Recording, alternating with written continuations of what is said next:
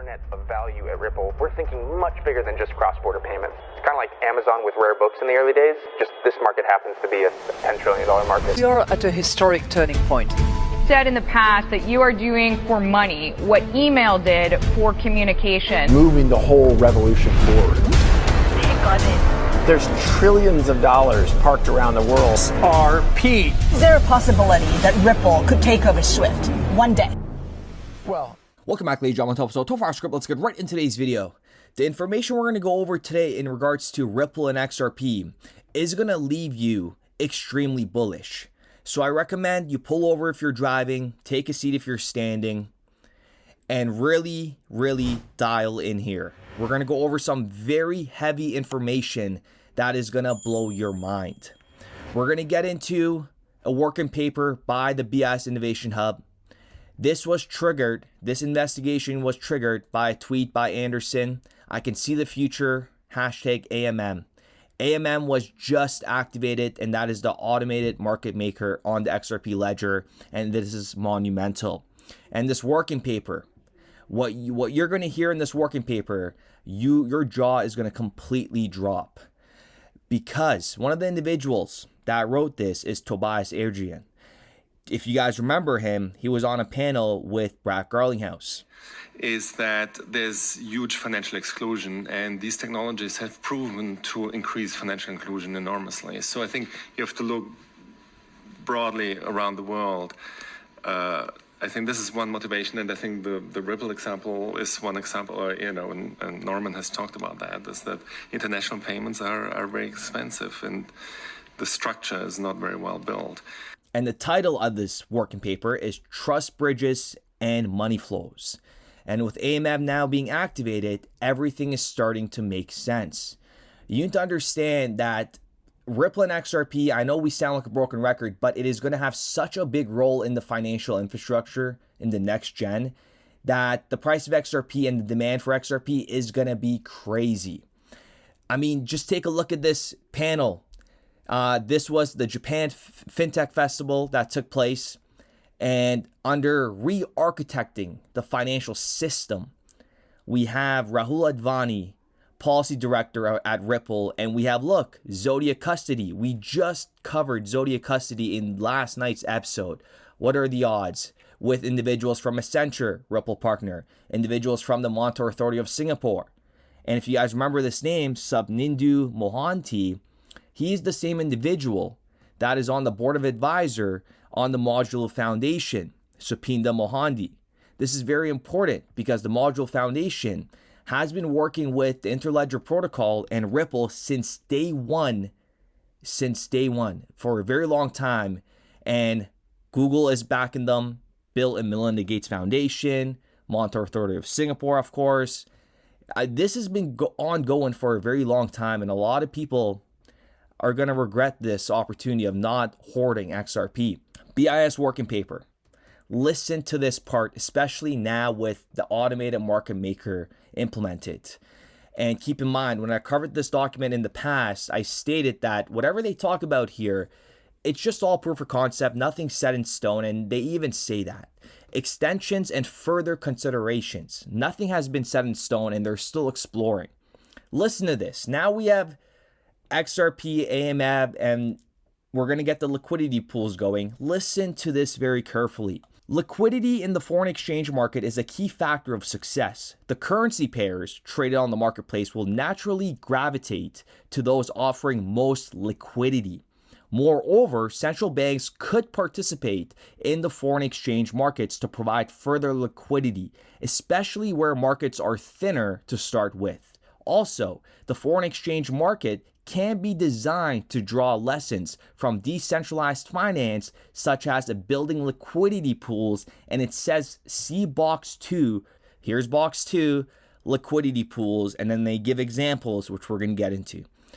Liquidity pools. Suppose a manufacturer in the United States is purchasing a rubber from Cambodia. The manufacturer has USDC coin, and they're using USDC as an example, but the supplier wants payments in the tokenized version of the Cambodia Khmer Real. Assume that the current exchange rate people expect over there counter market trades is 1 USD for 4,000 KHR. A liquidity pool for these two tokens would be established by having liquidity suppliers, holders of both tokens, and the amount of USDC and KHRC in the ratio of 4,000 to 1 USDC to the liquidity pool smart contract. Wow, it's huge. It's pretty much just the foundation has been being laid. They have been telling us as they're doing it. 3 models arise: a private settlement asset and a marketplace such as Ripple's Ripple XRP.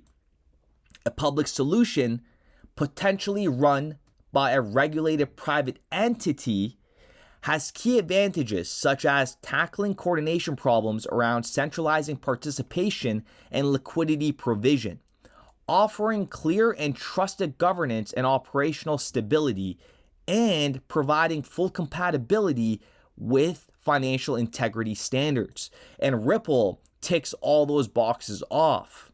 It gets even better.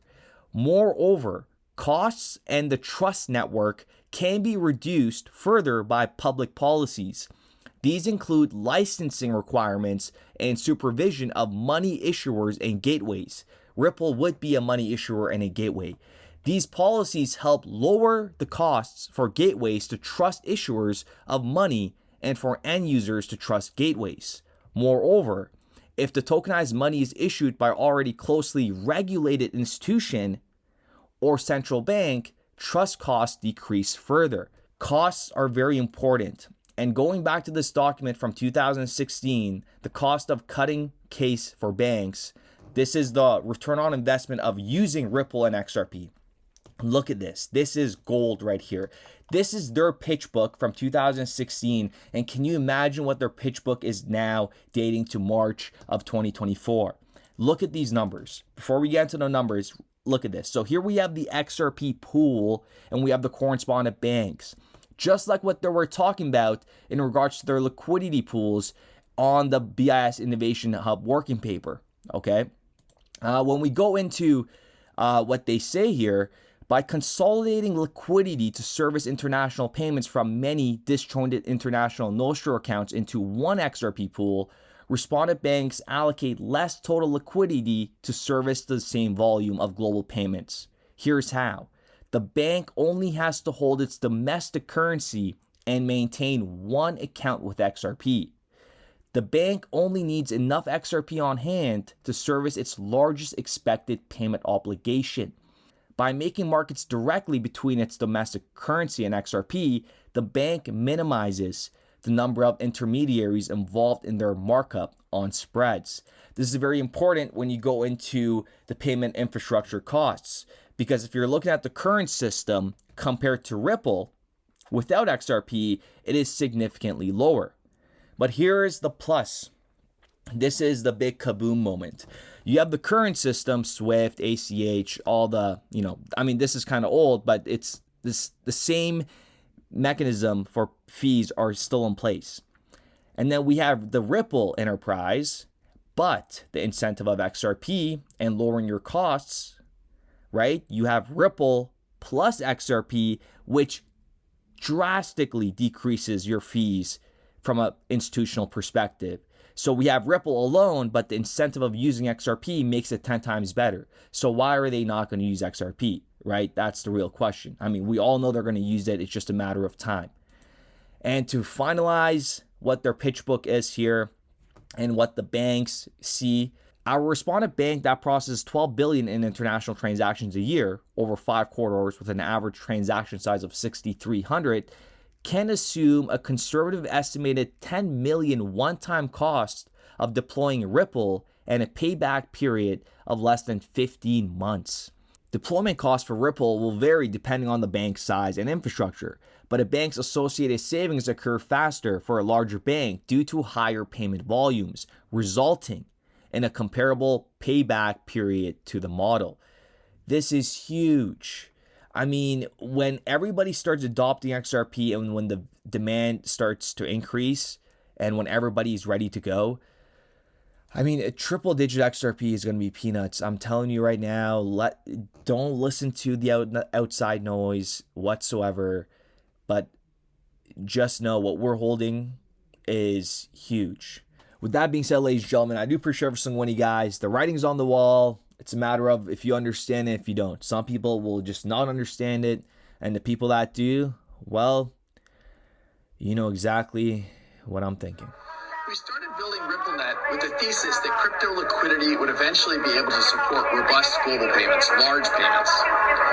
RippleNet was designed so that customers seeing the benefits of our fiat-based network could flip the switch to ODL once the market was mature enough. And this is exactly what's happening. Flip the switch.